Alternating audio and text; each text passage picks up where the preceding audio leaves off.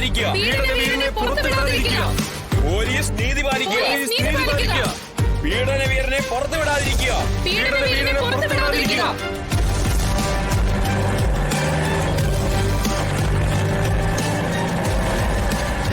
Police നീതി പാലിക്കുക.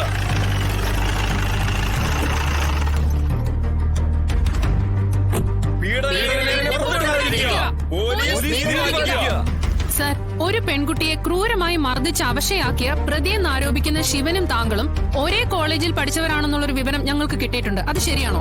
ശരിയാണ്. അതും ഈ കേസുമായിട്ട് എന്താ ബന്ധം? അല്ല, ആ സൗഹൃദം കൂട്ടുകാരനെ ഈ കേസിൽ നിന്നും രക്ഷിച്ചെടുക്കാനുള്ള ഒരു ശ്രമം CS സാറിന്റെ ഭാഗത്തു നിന്നും ഉണ്ടാവുമോ ഇല്ലയോ എന്ന് അറിയാൻ വേണ്ടി ചോദിച്ചതാ. കേസ് വേറെ, സൗഹൃദം വേറെ. അവൻ തെറ്റ് ചെയ്തിട്ടുണ്ടെങ്കിൽ അതിന്റെ ശിക്ഷ അനുഭവിച്ചിരിക്കും. അതിനൊരു സംശയവും വേണ്ട. ഒരേ കോളേജിൽ പഠിച്ചു എന്നൊരൊറ്റ കാരണത്താൽ സൗഹൃദം ഉണ്ടാവാം. എന്നാൽ അതുപോലെ തന്നെയാണ് ശത്രുത ഉണ്ടാവുന്നത്. എനിക്ക് അന്നും ഇന്നും അവൻ ശത്രു തന്നെയാണ്. അപ്പൊ പീഡനവീരന്റെ കാര്യം അധോഗതി. സർ, ഒരു മിനിറ്റ്, ഒരു ചോദ്യം കൂടി സർ. സർ, ദയവായി മറുപടി നോക്കൂ. ഒരു ചോദ്യം കൂടെ. അവനെ എന്റെ കൈ കിട്ടിയിട്ടുണ്ട്. ഇനി അവൻ പുറം ലോകം കാണണമെങ്കിലേ ഞാൻ വിചാരിക്കണം. ആ രീതിയിലാ കേസ് ചാർജ് ചെയ്തിരിക്കുന്നത്. ആ ശരി, ഞാൻ വിളിക്കാം.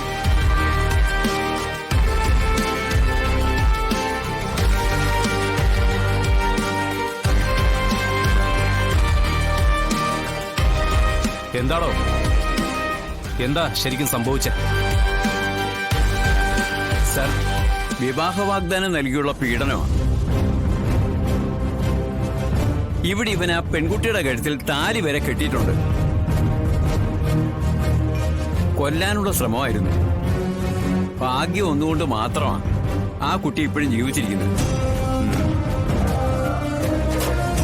ജീവരക്ഷാർത്ഥം ആ പെൺകുട്ടി ഇവന്റെ പരാക്രമങ്ങൾ വീഡിയോ എടുത്ത് സോഷ്യൽ മീഡിയയിൽ പങ്കുവച്ചിരുന്നു. സംഗതി വൈറലാ. സാറിന്റെ ഫോണിലോട്ട് ഞാൻ അയച്ചിട്ടുണ്ട്. സാർ നോക്കിയില്ലായിരുന്നു?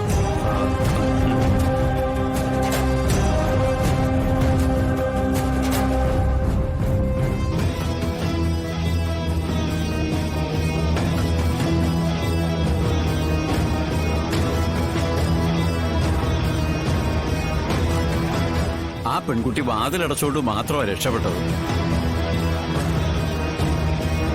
ഇല്ലെങ്കിൽ ഇവൻ ആ പെൺകുട്ടിയെ കൊല്ലുമായിരുന്നു.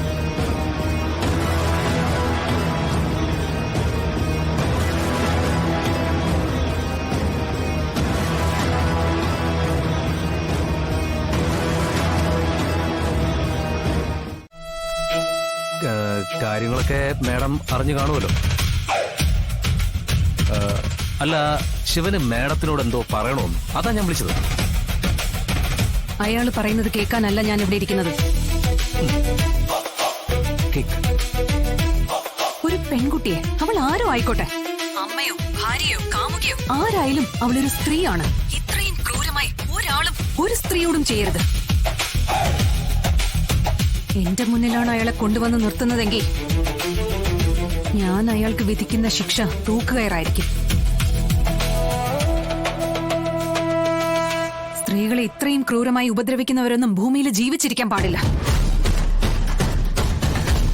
റസാഖ്, ഇനി അയാൾക്ക് വേണ്ടി എന്നെ വിളിക്കരുത്. കട്ടായി പോയല്ലോടാ.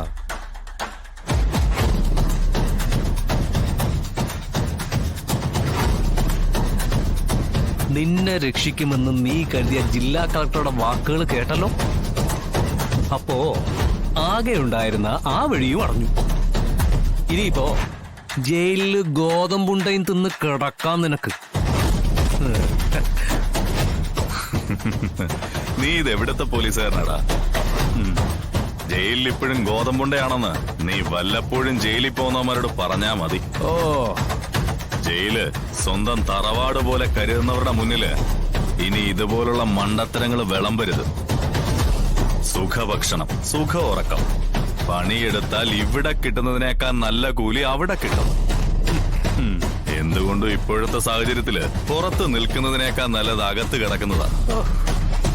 മൂക്കറ്റം വരെ മുങ്ങിത്താന്ന് നിന്നിട്ടും ഒരു തരിമ്പ് പോലും കുറയുന്നില്ലല്ലോടാ നിന്റെ ഈ അഹങ്കാരം. ഇനി ആര് സഹായിക്കുമെന്ന് കരുതിയിട്ടാണോ നീ കിടന്ന് നെകളിക്കുന്നേ? അവന്റെ ഒരു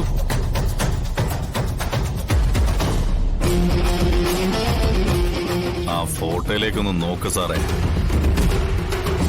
ആ മുഖത്തെ ചിരിയിലുണ്ട് സാറിപ്പ ചോദിച്ച ചോദ്യത്തിനുള്ള മറുപടി. സന്തോഷം, സമാധാനം. സത്യസന്ധനായ ആ സമരനായകന്റെ ഫോട്ടോ പോലീസ് സ്റ്റേഷനിൽ വെച്ചിരിക്കുന്നതേ ഷോയ്ക്കല്ല. വരുന്നവൻ നിരപരാധിയാണെങ്കിൽ അവൻ നിരപരാധിയായിട്ട് തന്നെ ഇവിടുന്ന് ഇറങ്ങിപ്പോകും.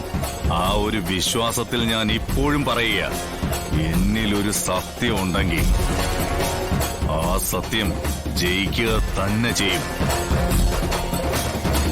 അതിന് ആ മഹാൻ തന്നെയാ എനിക്ക് പ്രചോദനം.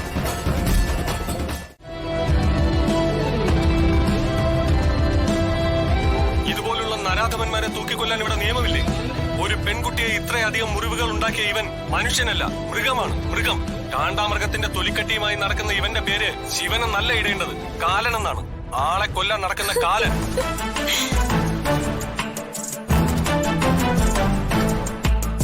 അവനെ ഇങ്ങോട്ട് ഇറക്കി വിട് സാറേ. അവന്റെ വാരിയല്ലേ ഞങ്ങൾ ഉരുതരാം. ആളുകൾ വയലന്റ് ആവുകയാണ്. ഒരു സംഘർഷം ഒഴിവാക്കി പ്രതിയെ എങ്ങനെ കോടതിയിൽ ഹാജരാക്കാം എന്നുള്ളത് പോലീസുകാർക്ക് ഒരു വെല്ലുവിളി തന്നെയായിരിക്കും. അനു, ഇതൊരു വലിയ പ്രശ്നം തന്നെയാ.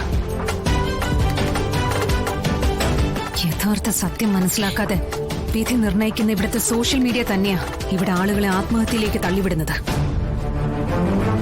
നമുക്ക് എത്രയും പെട്ടെന്ന് ഈ തെളിവുകൾ സ്റ്റേഷനിലെത്തിക്കാം. ശരി മാഡം.